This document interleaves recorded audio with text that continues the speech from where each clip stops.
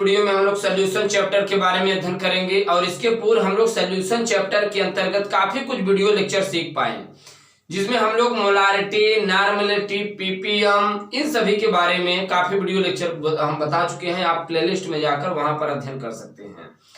और आज की इस वीडियो में हम लोग अध्ययन करेंगे मोलारिटी के बारे में, विलयन की मोलरता। अच्छा, मोलरता किसे कहते हैं? एक्चुअली में जो मोलरता होता है इसे हम लोग कैपिटल एम से डिनोट करते हैं, राइट।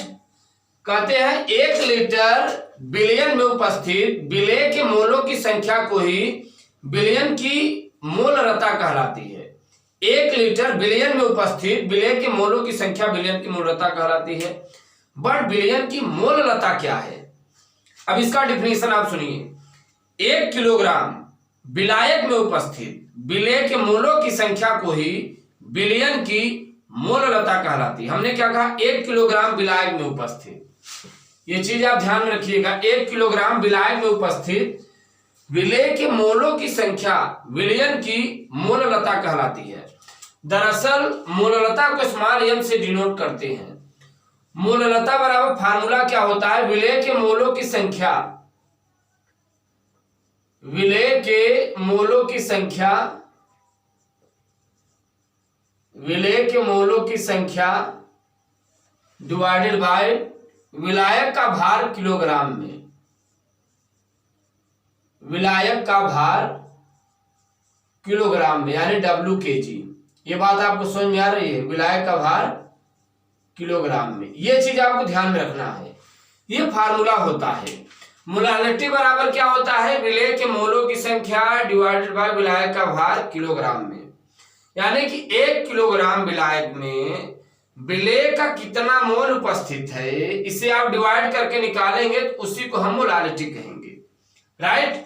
और विलय के मोलों की संख्या को हम लोग स्मॉल एन से डिनोट करते हैं।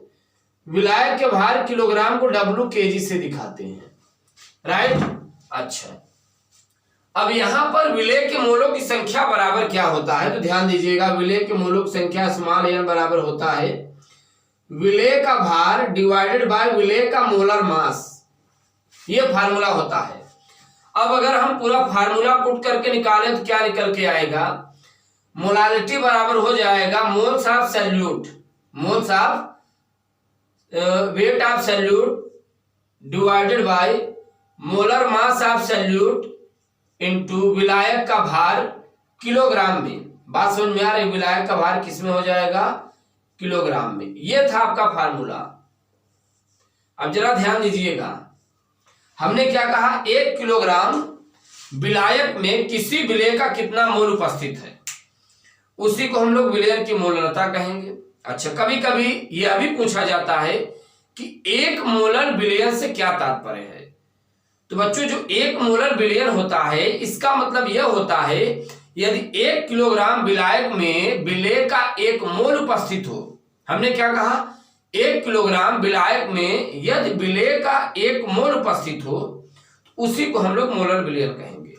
ध्यान दीजिए, विलय का कितना हो? 1 मोल, और 1 किलोग्राम विलायक में उपस्थित हो तो उसकी मोलारिटी कितनी होगी? 1 मोलारिटी होगी, राइट। 1 मोलारिटी होगी। ये तो 1 मोलारिटी से क्या तात्पर्य है? 1 किलोग्राम विलायक में विलय का 1 मोल उपस्थित है। इसका फार्मूला क्या होता है?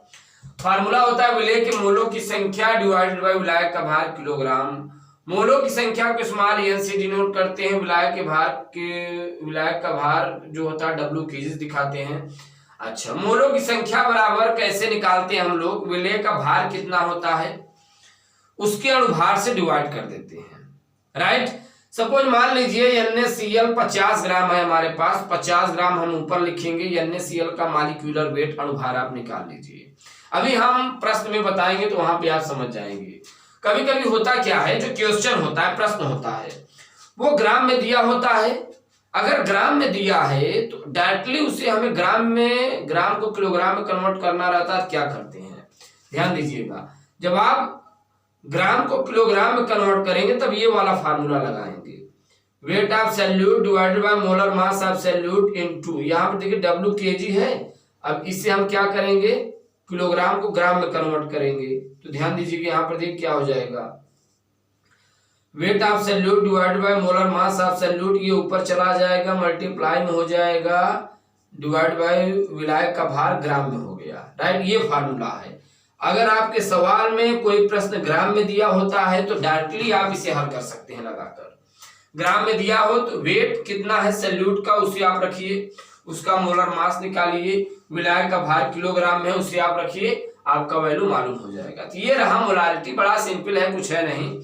अच्छा, इससे संबंधित हम लोग कुछ प्रश्नों के बारे में जानते हैं, इससे आप इसका स्क्रीनशॉट लीजिए, नोट डाउन करिए। चलिए अब इससे संबंधित हम लोग कुछ प्रश्न जानते हैं, एक आध प्रश्न के बारे में जरा हम लोग जिक्र करते हैं, एक आध क्वेश्चन के बारे में मोलारिटी के।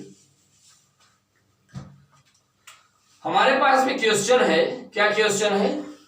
2.5 ग्राम एथेनोइक एसिड, 2.5 ग्राम एथेनोइक एसिड यानी कि CH3COOH, 2.5 ग्राम एथेनोइक एसिड को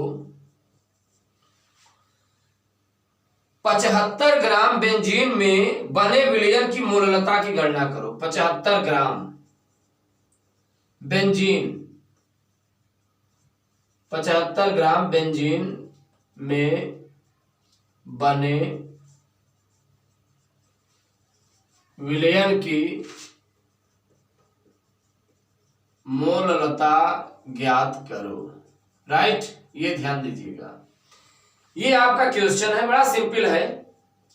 देखिए हमने आपको क्या बताया अभी, मोलारिटी बराबर होता है weight of salute divided by molecular mass, किसका? सैल्यूट का, इनटू, अगर आप ग्राम में रहता है तो ग्राम में कन्वर्ट करना रहता है तो 1000 से डिवाइड करते, नहीं तो WKG कर दीजिए। राइट, चलिए अब यहां पर ध्यान दीजिए, यहां पे देखिए हम फर्स्ट ऑफ ऑल क्या करते हैं, फार्मूले को लिखते हैं, फार्मूले के बाद हम लोग एक एक इस वैल्यू को पुटअप करेंगे। तो वेट ऑफ सैल्यूट देखिए किस में दिया है, ग्राम में दिया है, तो हम लोग ग्राम का वो लगा लेते हैं।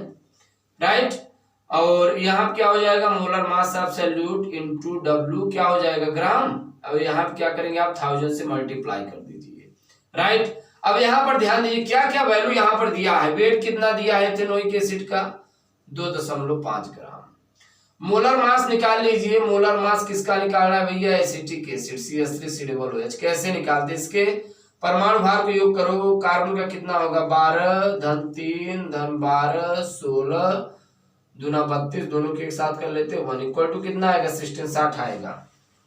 राइट, चलिए अब यहां पर हम लोग आगे देखते हैं, इसे हम लोग हल करते हैं। और यहां पर देखिए इसके वैल्यू कितना दिया है, 75 ग्राम बेंजीन में विलय है।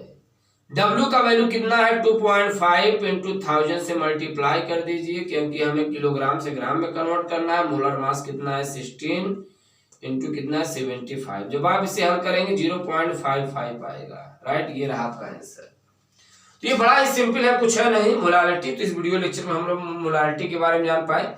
इसके बाद वीडियो लेक्चर में हम लोग सीखेंगे मोल फ्रैक्शन के बारे में। व्हाट अबाउट मोल फ्रैक्शन किसे कहते हैं। राइट।